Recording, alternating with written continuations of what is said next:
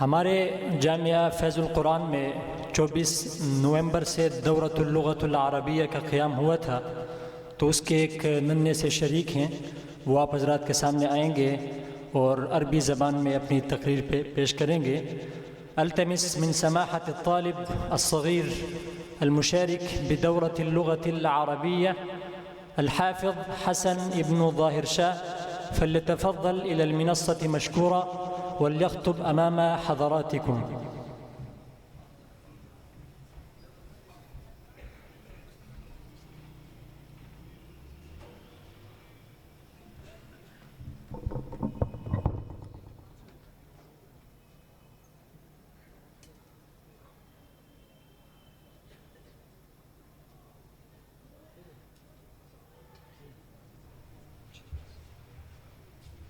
أعوذ بالله من الشيطان الرجيم، بسم الله الرحمن الرحيم۔ الحمد لله الذي ألهمنا بدائع المعاني وغرائب البيان، وعلمنا دقائق المثاني وعجائب التبيان، والصلاة والسلام على من اصطفاه بالإرسال إلى كافة الخلق من الإنس والجان، وأعطاه من الكتاب ما أفحم به فصحاء عدنان وبلغاء قحطان، ومن الحكمة ما مزق به حكم اليونان، وعلى آله وأصحابه الذين حازوا قصب السبق في كل ميدان. أما بعد، فقد قال الله تبارك وتعالى في القرآن المجيد والفرقان الحميد: إن هذا القرآن يهدي للتي هي أقوم ويبشر المؤمنين الذين يعملون الصالحات أن لهم أجرا كبيرا.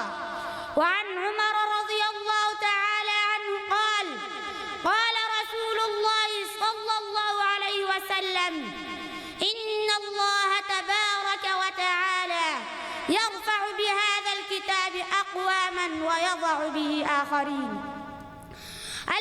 إخوتي المتحابين في الله، القرآن كتاب يشفع ينفع، فلا تهجروه واقرؤوه آناء الليل وأطراف النهار، واجعلوه وسيلة في حضرة الله عز وجل، لأن القرآن كتاب أنزل على خير الرسل محمد صلى الله عليه وسلم في 23 سنة هداية للأمة كافة، فيها أحكام وقصص وعبر والزجر والتوبيخ للمعاندين المتمردين.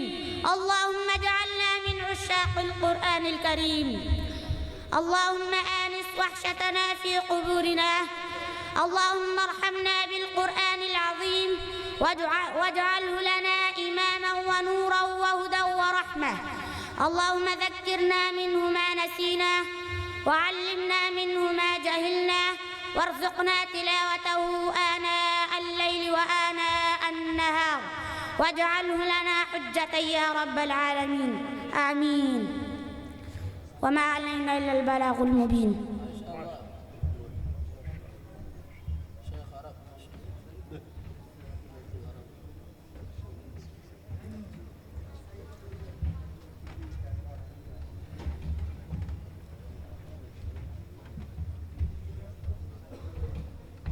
تعلموا العربية فإنها من دينكم. هذا كان الطالب الصغير المشارك بدورة اللغة العربية المنعقدة في جامعة فيض القرآن، قد خطب أمام حضراتكم عن موضوع القرآن الكريم۔ اس کے بعد میں جامعہ فیض القرآن کے شعبہ حفظ کے طالب علم جان ولی سے گزارش کروں گا کہ وہ اسٹیج پر تشریف لائیں اور اپنی تقریر پیش فرمائیں۔ طالب علم جان ولی ابن ولی خان۔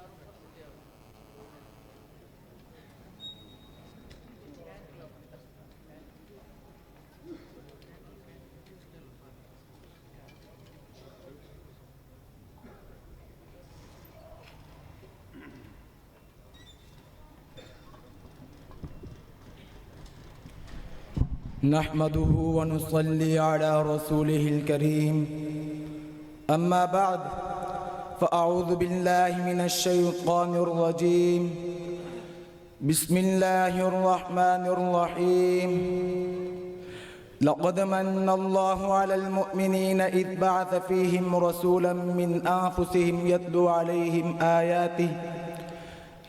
عليهم آياته ويزكيهم ويعلمهم الكتاب والحكمة وإن كانوا من قبل لفي ضلال مبين صدق الله العظيم. وقال النبي صلى الله عليه وسلم إن الله تعالى يرفع بهذا الكتاب أقواما ويضع به آخرين أو كما قال عليه الصلاة والسلام. نہ ہو جب تک اصول زندگی قرآنی، نہ ہو جب تک اصول زندگی قرآنی، نہیں ممکن مساوات و اخوت کی فراوانی. کیوں نہ ہو ممتاز اسلام دنیا بھر کے دینوں میں، وہاں مذہب کتابوں میں، یہاں قرآن سینوں میں. صدر علی وقار اور معزز سامعین گرامی، السلام علیکم ورحمۃ اللہ وبرکاتہ. آج میں آپ حضرات کے سامنے جس موضوع پر لب کشائی کرنا چاہوں گا وہ قرآن کتاب انقلاب کے عنوان سے معنون ہے. سامعین محترم، کچھ دیر کے لیے حال کے رشتہ توڑ کر ان بھاگتی دوڑتی گاڑیوں اور ترقی یافتہ دور سے نظریں ہٹا کر 15 صدی پیچھے لوٹ جائیں، تاریخ کی صفحات کنگالیں اور دیکھیں دنیا میں کیا تھا. ظلمت ہی ظلمت تھی، اندھیرا ہی اندھیرا تھا، ظلم ستم کا دورہ تھا، جور و جفا عام تھا، شراب نوشی اور بدکاری معیوب نہ تھی، بچیوں کو زندہ درگور کیا جاتا تھا، عورت حیوانوں کی سی زندگی بسر کرنے پر مجبور تھی، کمزوروں اور ضعیفوں کا کوئی پرسان حال نہ تھا، جس کی لاٹھی اس کی بحث کا قانون تھا. قبائلی لڑائیاں سال ہر سال تک جاری رہتی تھی، انتقام در انتقام کا سلسلہ چلتا رہتا تھا. انسانیت کا ٹمٹماتا ہوا چراغ بجھنے کو تھا. وہ رب جو خزاں میں بہار پیدا کرتا ہے، وہ رب جو ظلمت شب کے بعد نور سحر پیدا کرتا ہے، وہ رب جو کہتے سالی میں کہلاتے انسانوں، بل بلاتے حیوانوں اور ترقتے کیلوں مکوڑا پر ہم کو بارش برساتا ہے. اسی رب کو جو میرا آپ کا اور ہر شے کا رب ہے، اسے اشرف المخلوقات کے ایوانوں سے بدتر حالت پر رحم آ گیا. وہ رب جو خزاں میں ظلمت شب کے بعد نور صحت پیدا کرتا ہے، اسی رب کو جو میرا آپ کا اور اشیاء کا رب ہے، اسے اشرف المخلوقات کے ایوانوں سے بدتر حالت پر رحم آ گیا. اس نے کائنات کے مقدس ترین انسان کو رحمت للعالمین بنا کر بھیجا اور اپنے پیغمبر رسول اللہ صلی اللہ علیہ وسلم کو قرآن کی صورت میں انسانیت کا دستور دیا، ہدایت کا منشور دیا، راہ زندگی کا نور دیا. قرآن کی انقلابی تعلیمات نے انقلاب برپا کر دیا، ایسا انقلاب کہ دنیا اس کی مثال لانے سے قاصر ہے. سامعین محترم، قرآن نے شہر بدل دیے، گاؤں بدل دیے، عقائد بدل دیے، سوچنے کے انداز بدل دیے. ڈاکو اور لوٹیرے محافظ و نگہبان بن گئے، ظالم اور ستمگر ہمدرد انسان بن گئے. عرب کے چرواہے زمانے کے مقتدر رہنما بن گئے. ابو بکر رضی اللہ تعالی عنہ تا صدیق بن گیا، عمر رضی اللہ تعالی عنہ تا فاروق اعظم بن گیا، عثمان رضی اللہ تعالی عنہ تا ذو النورین بن گیا، علی رضی اللہ تعالی عنہ تا حیدر کرار بن گیا. یہ سب کچھ کیسے ہوا؟ کیوں کر ہوا؟ یہ انقلاب کیسے آیا؟ میں عرض کروں، یہ انقلاب رسول اللہ صلی اللہ علیہ وسلم کے محنت سے بپا ہوا. یہ انقلاب قرآن مجید کو اپنے امام اور مقتدی بنانے سے بپا ہوا.